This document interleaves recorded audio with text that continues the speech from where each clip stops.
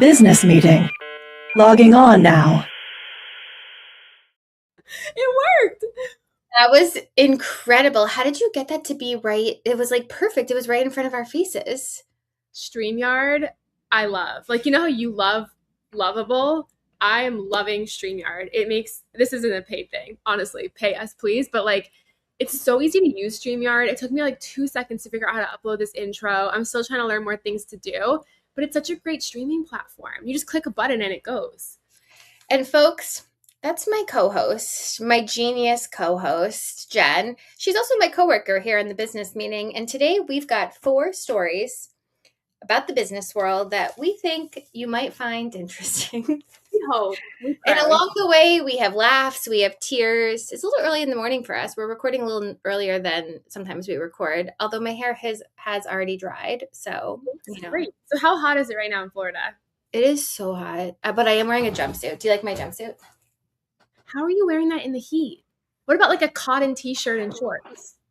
I don't really like how my body looks right now. I'll just be honest. So I don't think it looks great in this jumpsuit, but it's like I'm okay with it. So I own the jumpsuit in like 5 different colors, literally. And that's just the problem. If you don't like how you look, you end up with like weird clothes because you don't want to like expose too much of your body. But how do you wear a jumpsuit that's long pants in 100-degree weather? Well, the good news is it made me so hot that my hair dried before this. I give you so much credit. If I lived in Florida, I would literally be wearing probably what I'm wearing now, like a cotton t-shirt, something very light. You like always put yourself together every single day. You wear outfits every single day, and you go outside every single day in this 100-degree heat. Not me getting praised for going outside. Totally. Well, until these kids can walk themselves to school, it'll be me in my red jumpsuit being You annoying. must be the most like dressed up, stylish girl dropping off the kids. Like, what are their moms wearing?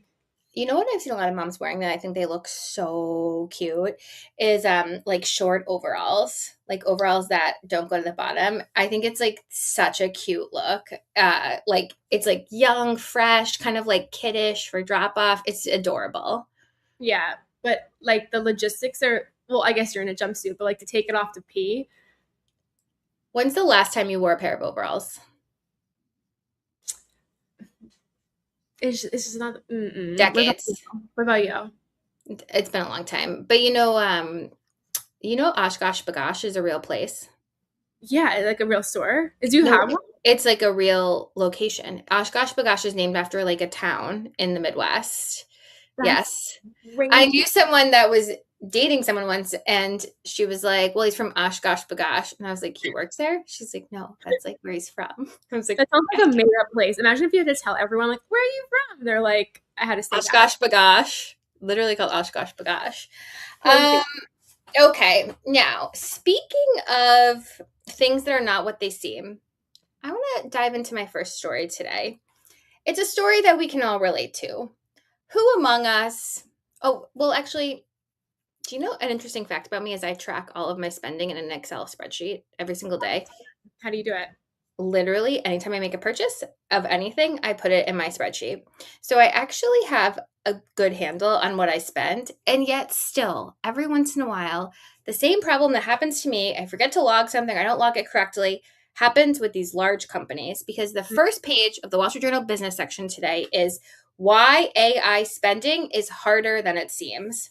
And you can see by this little graph right here, essentially what's happening is these companies are like making very big investments into AI, whether that's their creating software for themselves to use internally, whether they're buying tons of chips to sell it out in their hardware, whether they're buying huge data centers and leasing them out. And still, even with all of that, the AI spending is tricky. And it's sneaking into other line items. So yeah, if you buy a new software that's AI enabled, like you buy ChatGPT Enterprise for Organization, that's a clear line item. But what you might not be accounting for is, let's say you and I on the side, just with like, a card, buy some sort of AI software like that's not accounted into these big purchases.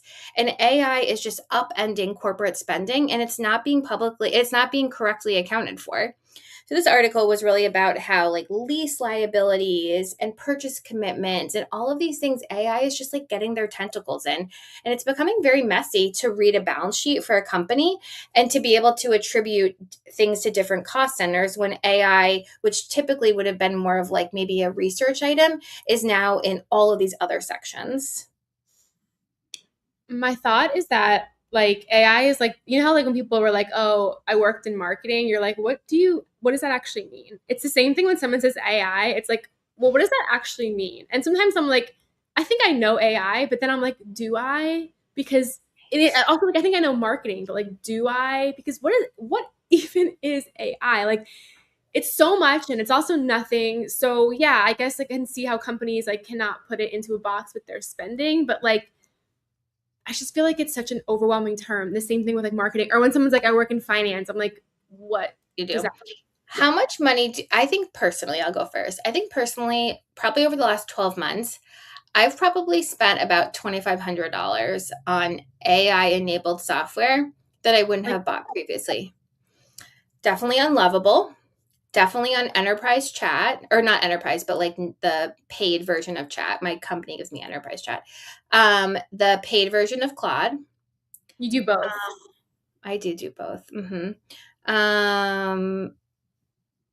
Okay, that's like all I can think about right now. But what about like when I like, for example, I had a regular version of Zoom and then Zoom came out with AI Note Taker and I was like, oh, that's like a good investment. So then I bought Zoom.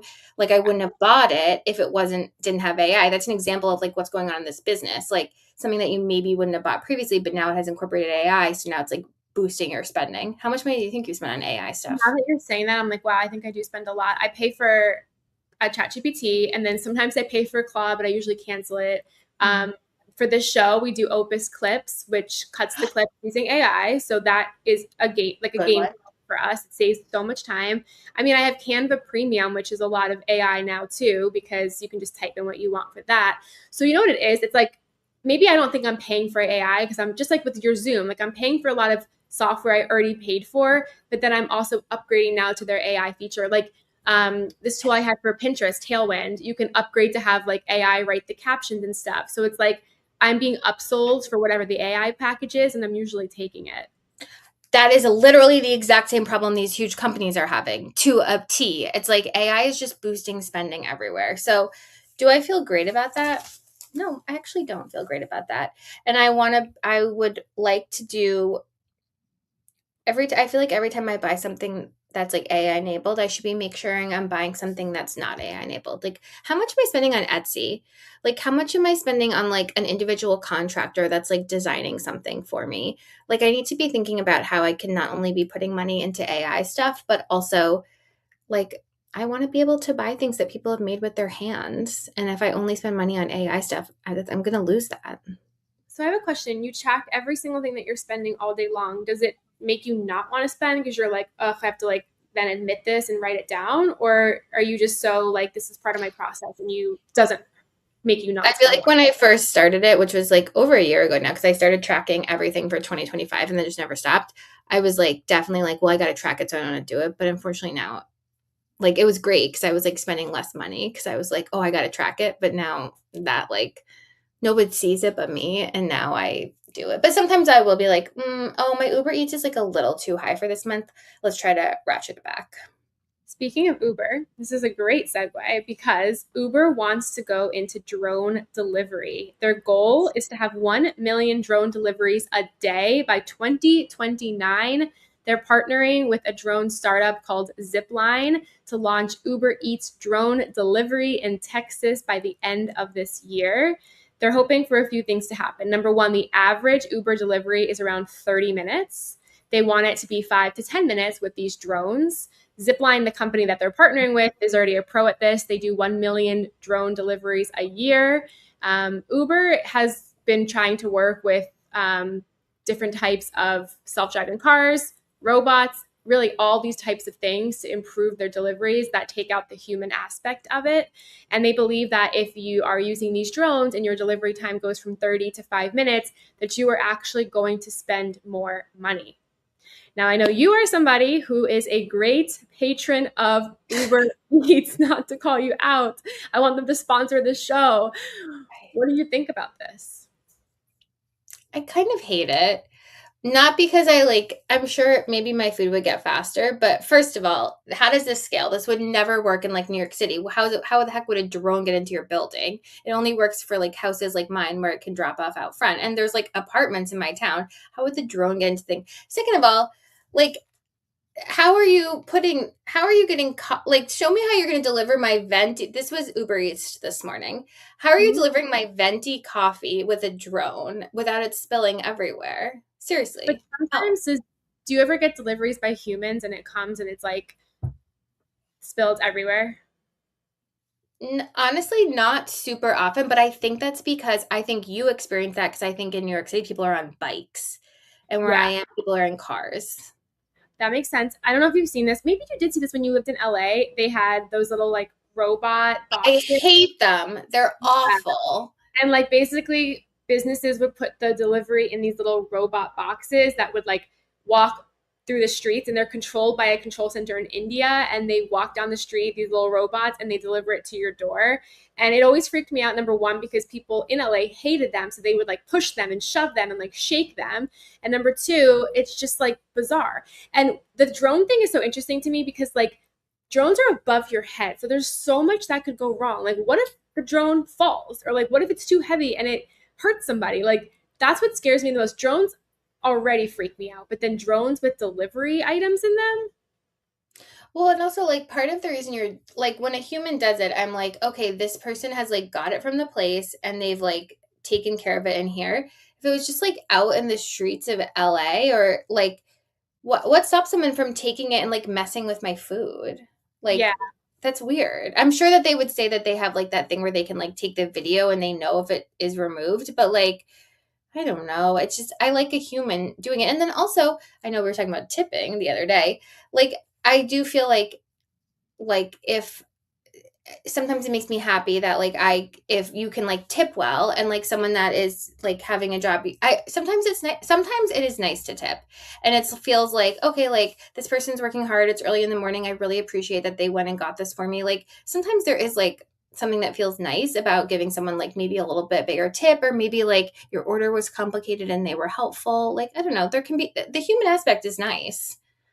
I'm scared because I am somebody who doesn't like the idea of a self-driving car. I'm somebody that's scared of these drones. I like how there is Uber employs so many people right now to be able to do these jobs. Imagine if like they're already going to self-driving cars, so that's going to take away a job from all those people. And those people are also now becoming delivery drivers. And now this is going to take it away from that. And it makes me really sad. But the truth is, it's not just Uber. DoorDash, Amazon, and Walmart are already experimenting with drone delivery as well. Walmart already did 1 million drone deliveries so far. Wow. So we can't just sit here and talk SHIT about Uber, because the truth is all of these companies are experimenting with this. Will this be the great disaster, or will this be the future? Wow, I would never have expected they've already done 1 million drone deliveries, just Walmart alone. That's crazy. Yeah. What part of the country is that in? Like, I'm not seeing that where I am. Are you seeing that where you are? No, but I started to see more of those little robot bots on the street around here, which is kind of freaky. But I know New York City has a very strict drone policy because of like all of the tall buildings and also security threats. So I would be shocked if they allowed drones here in the next 10 to 15 years, because there's a lot of security concerns with drones already. Like you just don't see them here at all. I know, I totally agree. But also if you had told me that they eventually would Uber, like would be, and we would be allowed to get into random strangers' cars, I'd be like, never. The taxi industry is so strong in New York. It's the one place it will never do.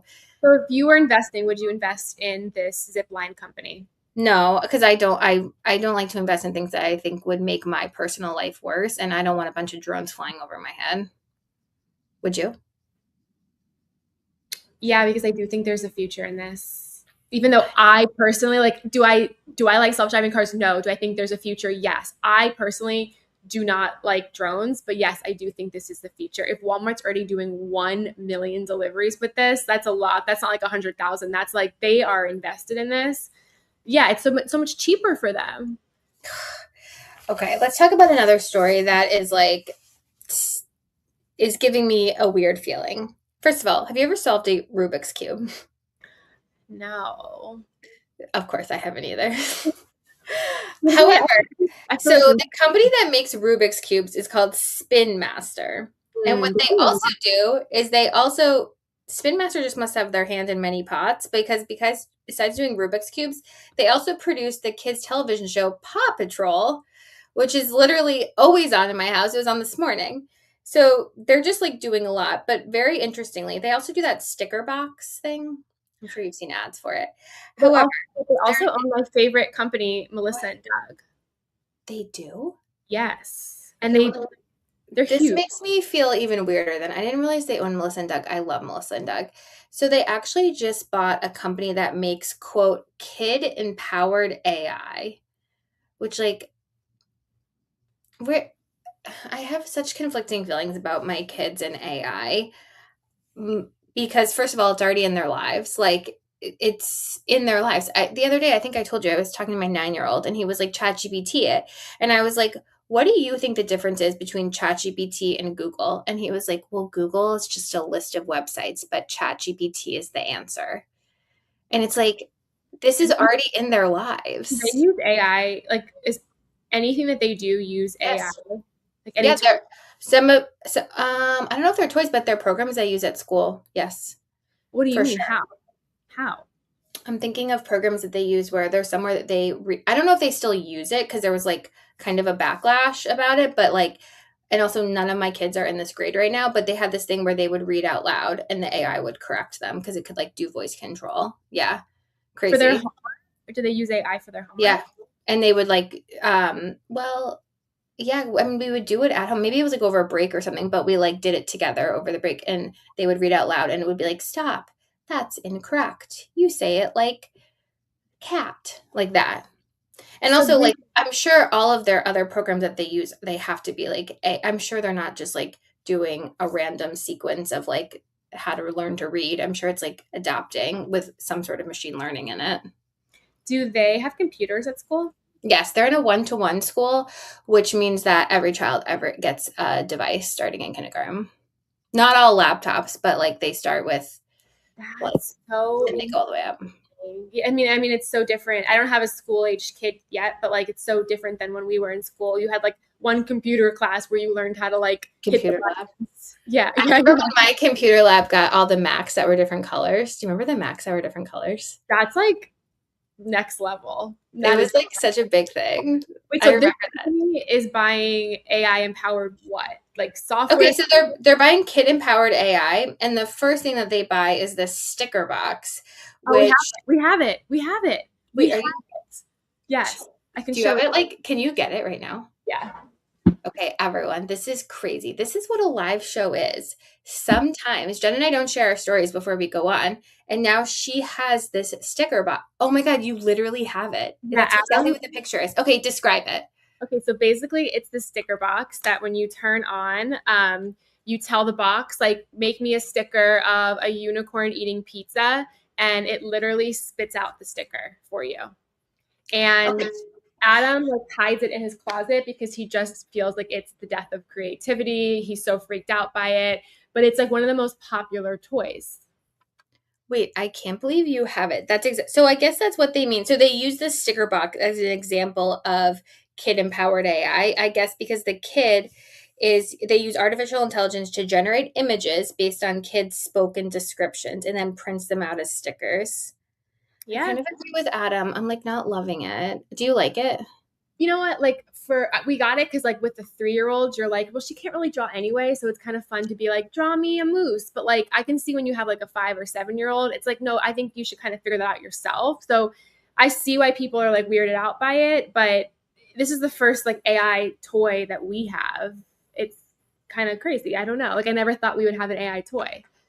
It's crazy when you say it like that. You know what is the best? You know what I'm really worried about? Art Hub for Kids. Art Hub for Kids is a YouTube channel, very popular during the pandemic, but has remained popular. It's a dad and his kids, and they do art in real time, and they have everything you can think of. And I just want to say, I hope AI isn't coming for Art Hub for Kids. Yeah, I feel like this isn't the best type of toy for a creative kid. I don't know. But I like this company is major. Like to me, they're like the major innovator in toys. Like they were working with Melissa and Doug. They did all the Miss Rachel toys with Melissa and Doug. Right. This like Melissa and Doug toys to me are like the best toys. So I feel like they're on the really like the edge of development, and maybe I love Melissa and Doug toys. Let me tell you a story about Melissa and Doug toys. Picture it. It's December of this year. It's the week before my family moves houses. It's right around Christmas. My younger sister is like, Molly, I've got to get your kids the Melissa and Doug ice cream set. It's incredible. They'll love it. I'm like, okay, sure, whatever. She buys it. We take it out of the package. Sure, it's nice. They're looking at it. The kids are running around like it's like little fake ice creams. Yeah, we have it. One of my children, who shall remain nameless, instantly puts the top of like the plastic ice cream thing in the toilet, tries to flush it. It floods it. It literally, we're moving houses in 4 days. Not only do we have to, the plumber comes out twice. He can't fix it. Then we have to pay $600 to buy a new toilet the week we move out. Think how expensive it is when we had bought a new house. We already were spending so much money on this new house. We're already moving. And then we have to pay $600 because my kid flushed a Melissa and Doug ice cream. I was like, that was my last straw, just so you know. But what is so crazy is like what you're leaving out is like Melissa and Doug toys are so well made. Like this is a quality piece of fake ice cream. We're not talking about plastic. We're not talking about something flimsy. It is like quality wood, thick, like toys. So that in your toilet.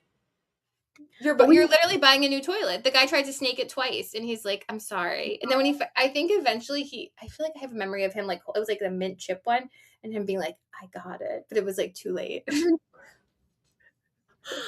is the best toy. We have like 3 of them. Yeah, I love every single Melissa and Doug toy. The Stickerbox thing, I love for younger kids. I don't think it's good for like your age, like a lot of your kids. I kind of agree. Okay. Anyways, that was my story. I thought kid-empowered AI. There's a term for you that if you want to. Yeah, I would invest in it. Like I would be an investor of Stickerbox because I do think it's going to be a toy that pops off. Do you have a Tony? Yes. Do you? No. Are they nice? Yeah, Gemma's she recently got into them, but it's such a gimmick because you buy the Tony machine for like whatever, $100, and then each of the Tonys is like $20-something. And they get you. Oh my God. I like it. She really likes it. I don't like how it's like Bluetooth enabled, but I let her have it. Right, because of the brain. Yeah, it's just like why do you need something like that? But it's better than watching TV because I feel like it's more imaginative, you know, like they tell stories, they sing songs, but yeah, she likes it.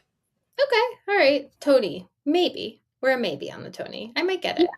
And then the other toy of like the year or the past couple years is the tin can. Do your kids have the tin can? No, but I know you love the tin can is like a business I do wish I had invested in. The tin can is amazing. It's just a landline phone, but the software only allows you to call people with tin cans that are parent approved, and you could upgrade for $10 a month, which of course we did, where she can call other people who are not tin can members. So she'll call our parents, she'll call us, like she'll call people. It's so cute because all they do is just call each other all day. Like she was napping and she got 15 missed calls from the same friend. That's so cute. It's like so cute. So that's like another genius toy that doesn't use AI. It kind of is bringing back like an old school mentality. And speaking of old school mentality and phones, BlackBerry is back. Now, BlackBerry was the coolest phone ever in like the 2000s, the 2010s. Like it was the phone to have when we Did you have a BlackBerry? No, did you? Of course. Did you have a BlackBerry and a Razor phone or just a BlackBerry? A BlackBerry. It was when I was interning at Goldman, and it was like me and my BlackBerry. I felt really. What was the texting BB? Was it BBM? Yeah, and it was all the buttons were like individual. Remember? I remember. I have such a memory of myself walking down the street. Like, did you call it BlackBerrying? I don't know what I called it. That's so BBMing. I guess it was BBMing. It was. It would be like, oh, BBM me. Yeah, but you couldn't BBM if you didn't have the phone. I can't remember. I remember my boyfriend at the time had a BBM, but I don't remember what other people. I had the Razor phone. I was like a big Razor girly. Pink? Yeah, pink, purple, silver. I went through them all, like all of them. But BlackBerry stopped making phones in 2016. They kind of faded away. They failed because that was when the iPhone popped off even more. But they've actually been alive and well since then. They've reinvented themselves as a behind the scenes software company. So BlackBerry is now worth $5.2 billion. Their stock has risen 150% in the past year. What do? They're the operating system that runs quietly inside of cars and other machines like medical devices and robotics. Nearly every major automaker uses their software. Wow. So it's really interesting because also the biggest news is that they expanded its partnership with NVIDIA The around chips. physical AI. So they're going to build software for self-driving cars, robots, surgical robots, industrial machines. So this is a company that is now making the news again for this partnership. But what's interesting is like they completely pivoted from phone software to be to phone physical phones to now being software. And it's just so interesting because you would have thought a company like this would have kind of distanced themselves and went quietly in the night, but they're a $5.2 billion company. Their stock is going crazy. What's your take on it? Listen, I love a pivot. Good for you. I'm sure that, like, I feel like you never hear about BlackBerry, but when you said they run quietly in the background, that makes sense. Like, it's actually really annoying to sell to consumers. So if they have strong technology and they can sell it on an enterprise side and don't have to worry about like dealing with consumers and the whims of consumers and competing against Apple and stuff, I say good on them. I think it's kind of a nice invention story. I would love to know like who is their leadership. I never hear about them. Yeah, so it made me think about other companies that have made like massive irrelevant pivots. And I thought about obviously like Netflix. They were the DVD company that was inside of your mailbox. And they kind of did that because they took Blockbuster out of business. But now Netflix is only on your TV. Um, who else made like such a Allbirds when they became the AI company, of course. I mean, honestly, like it remains to be seen, but if a company used to make Rubik's cubes and now they do AI, and I mean, it's like similar toyish, but like I feel like AI is making everyone pivot. And if you were enterprise, now you're consumer, and if you're consumer, you're now enterprise, and like you're pushing further. AI is like, this is the time. Look at us. You could even say us. Like this show is about business news, but mostly what we end up talking about is AI. Like we do this for a while, we become the AI news people. Yeah, I mean, I was thinking like, okay, Peloton, which was like the brand of the 2020s, like early 2020s, everyone had a Peloton. You had a Peloton. Do you still have a Peloton? Yeah, Colin has like a literally like 120-week streak on it. No, actually I think it's like a 300 week. He's been doing it since 2020. And like he has to always do it on like I think it's Sundays or maybe it's Fridays, but I got to do it today. I can't break my streak. Isn't that kind of crazy? Okay, he's probably like, I mean, a lot of people still have a Peloton, but that's amazing that he's used it consistently. I'm going to ask him what his streak is. I'll report back tomorrow. If you're Peloton running Peloton's business and you're obviously not doing very well right now, how are you pivoting using AI? Well, I think you're selling. I think the Peloton moment has passed. But also, you know what? Every single morning when I wake up, I think of the Peloton founder. Why? Because they got a profile in the New York Times in like 2021 at the height of their thing, where the guy said every morning he cups his hand and does 35 to 40 splashes of water underneath his faucet as a way to get water quickly without getting a cup. And at the time, I was like, okay, that's weird. But then later on, when the stock went poorly, everyone was like, this was the signal, like things were not right at Peloton. And so sometimes I do that just to avoid using it. And I think of that guy every morning. Wow. Okay, I feel like that's a very memorable thing to do, but also like, what if just drink out of a cup? Listen, every morning. And that scene from I think it's My Cousin Vinny when he's like, put your little deer lips down in the water or like something like that. I think about every morning when I do that. Do you drink sink water? Of course. That's Do you great. not? God, they tested like New York City water before and they found like fentanyl in it. Like we have filters on everything around here. Anyone in the chat wants to weigh in? Did you drink New York City water? Yay or nay? We'll see. Oh If wait, anyone oh my God, we have people in the chat. I didn't even see that. they're chatting away, trending. My chat was up. Okay. Busy day. Any other stories? Someone in the chat says they are not drinking New York City water. Someone in the chat, how do you feel about Stickerbox? Yeah, 1 to 10. They're thinking. All right, chat. All right, chat, we see you. Yeah, we Everyone, thank you so much for coming to the business meeting. We have an anti-sticker boxer in the chat. Hates it. Good to know. Good to know. We've had a busy meeting, and let me see. What was my outro? Thank you so much. We've gone through our whole agenda, and for next steps, we'll see you back here tomorrow to outsource some more creativity. Bye.